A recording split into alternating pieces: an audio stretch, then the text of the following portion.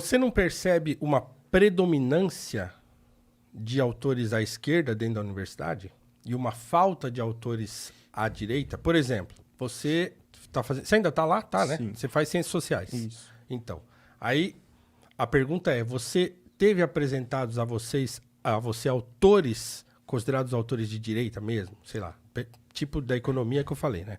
Mises, Rothbard, ou mesmo o Milton Friedman, que é o mais popular e tal, ou autores conservadores, como Russell Kirk, como, sei lá, como... o nome me fugiu. Enfim, foi ou não foi? Mano, falar a verdade pra você que a maioria dos autores que a gente lê é de direita. Tá, mas tudo bem. Aí você pode estar falando que o autor que você considera de direita... Não, né? mas isso... Por exemplo, fala um. Não, isso é... Não, ó, calma, vamos lá. Inclusive, eu fiz um... que aí já é uma outra questão, não é nem esquerda e direita. Mas, ó, calma, é que eu preciso organizar as informações na minha cabeça. Eu vou voltar na parte que eu tava... tranquilo, mano. Nós estamos em casa aqui. Você tá em casa, Não, velho. Você sim, pode eu tô falar o que ligado. você quiser aqui. Não, É que aqui vem não. muita coisa na minha cabeça e aí Não, eu começo fique a falar em paz, mano. baralhado. Não, mas fala eu vou o que você voltar na onde eu tava, que aí eu vou chegar nos autores. Eu tava falando primeiramente da reitoria, né? Que aí eu tinha a questão do PSDB. Sim. Não quis dizer que a reitoria é de direita só por ser alinhada ao PSDB. Tá, tudo bem. E aí a gente entra no debate se o PSDB é de direita ou não. Mas assim, tipo, eu acredito que ideologicamente... né, a reitoria ela é muito ligada, né, com as políticas do governo do PSDB, no pior sentido possível. E, enfim, até essa questão das políticas mais privatistas e de militarização a gente tem visto recentemente. Então, privatista e militarização que eu falo é uma característica nítida do governo estadual do PSDB. Tá aí privatizando determinadas coisas, ou propondo pelo menos, ou sucateando ainda mais serviços públicos, como a própria educação, que eu citei agora há pouco. E militarizando cada vez mais a sociedade, né, dando mais armamento para a polícia e colocando mais policiamento e mais armamento para a GCM, etc. e tal. E a gente tem visto isso se refletindo dentro da USP. Então, recentemente foi construída uma base da polícia militar dentro do campus da universidade, que para mim é uma aberração. A polícia militar entrando dentro de apartamento de morador do CRUSP para revistar, sem mandado, prendendo estudante dentro da universidade. E, além disso, privatização de determinados espaços da universidade, que é pública. Então, além daquela parte lá que tem um monte de bancos ali, né, que foi construído bancos, cada vez mais a gente vê aquelas bicicletas do Itaú espalhadas por dentro da universidade. Tem proposta de levar para dentro da USP, do campus do Butantã, uma universidade privada, ligada ao BTG Pactual, né, o banco lá ligado ao Paulo Guedes. Então, tem várias políticas nesse sentido sendo implementadas pela reitoria. Teve recentemente, por parte de um professor, no caso, um pedido de reintegração de posse de uma área do lado da USP que foi ocupada por moradores ali da favela São Remo, que, enfim, ocuparam porque não tinha moradia, obviamente, e o lugar estava vazio há décadas, sem função social. A reitoria foi lá, esse professor, na verdade, com aval da reitoria, obviamente, para solicitar que a polícia militar tirasse o pessoal de lá, etc. e tal. Então a reitoria nitidamente, para mim, é de direita e nitidamente muito alinhada com, atualmente, o governo Dória, mas com os anteriores também. A discussão de cotas é um exemplo muito nítido disso, né? A reitoria da USP resistiu durante muito tempo à implementação das cotas e a USP foi a última universidade pública do Brasil que aderiu às cotas, a última.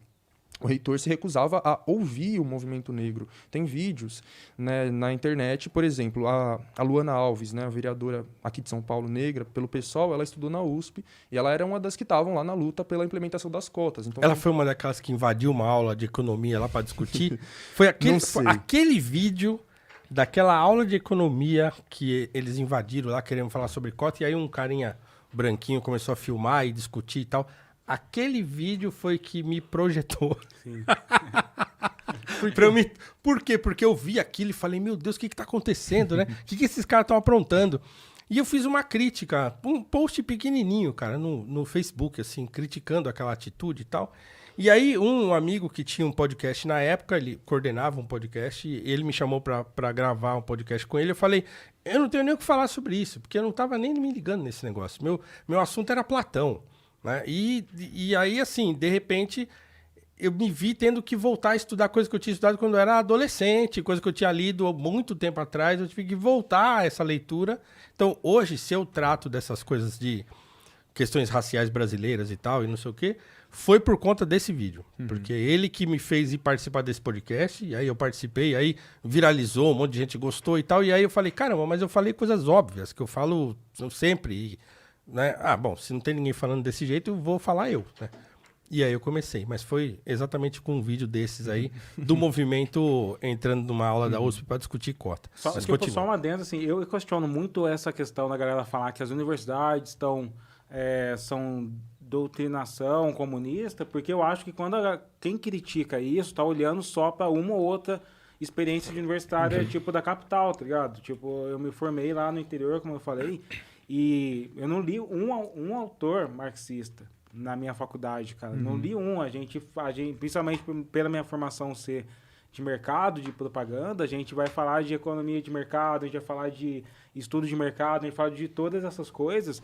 E aí quando a galera fala, porra, mas tem uma doutrinação comunista na universidade, eu falei, mano, deve ser então numa realidade que ninguém tá nem aí. E que geralmente quem lança essa ideia, quem lança isso esses comunicadores que lançam as ideias de que existe uma doutrinação comunista nas universidades, eles se pautam no fato de da maior parte da população ainda não conhecer a universidade. Sim. Não sabe o que é a universidade e o que a universidade pode produzir. E também não sabe o que é a esquerda, a maioria da população. E eles vão já, além deles falar, ó, a universidade é de esquerda, eles já lançam o que é a esquerda. É a plantação de maconha, é a suruba no, não, mas no mas assim, vamos ser honestos, né? Então, você acabou de... Quando você estava falando do alinhamento da reitoria, né, e aí você citou várias coisas aí, e aí, assim, fica engraçado, porque você cita várias coisas para dizer que a reitoria é uma reitoria convencionalmente de direita, e você só falou coisa ruim. Pra mim, a direita é outra. Pois é, então, é aí que tá.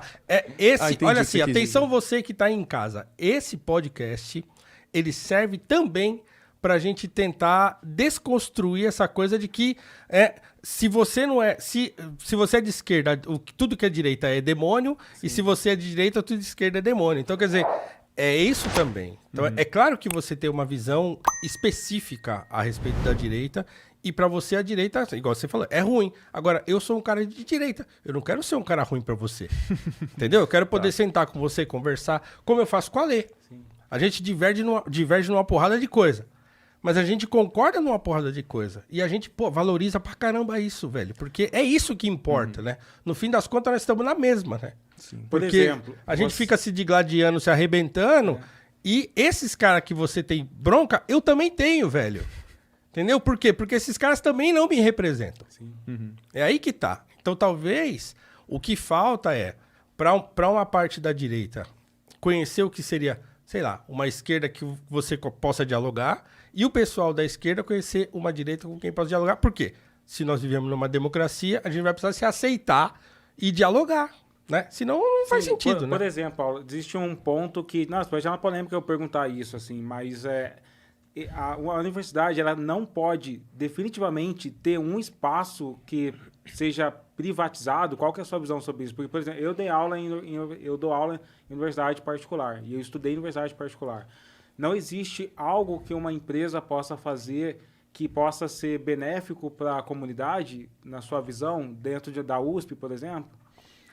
Então, eu acho que... Qual que é a treta de... é uma pergunta que até mesmo para quem está assistindo. Sim. Por que para algumas pessoas da esquerda é tão impossível você poder privatizar um espaço de uma biblioteca, por exemplo, dentro da universidade?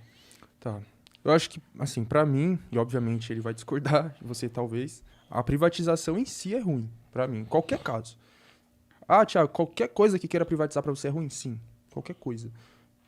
Como eu falei aqui, eu me considero comunista, né?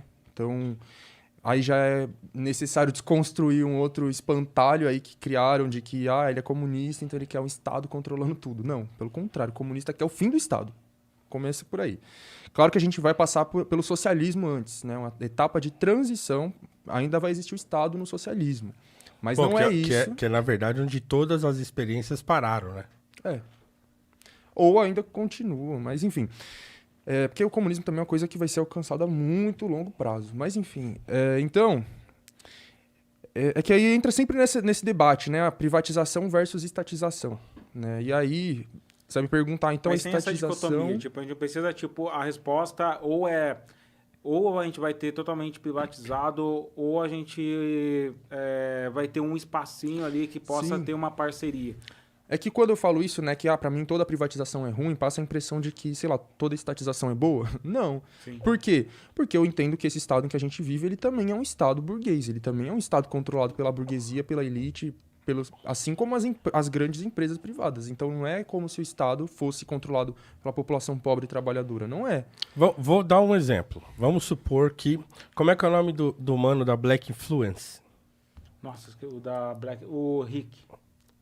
Imagina que uma agência de um cara preto, de um cara que veio da quebrada, da periferia, conseguiu montar uma agência de publicidade e tal, e ele fala assim, pô, eu quero lá na USP, né, pegar uma grana minha aqui e montar uma biblioteca lá dentro da USP. Eu vou montar, eu vou tocar, eu vou administrar, e eu vou botar essa biblioteca lá porque eu quero que a molecada que entrou na USP por cota, por exemplo, tenha acesso a uma biblioteca decente. Você é contra isso? Ah, eu não Seria sei. privatizar. Esse exemplo específico eu acho um pouco irreal, porque já tem bibliotecas lá dentro, e bibliotecas enormes. Eu tô pensando então, acho que a biblioteca em si não é uma coisa. hipotético.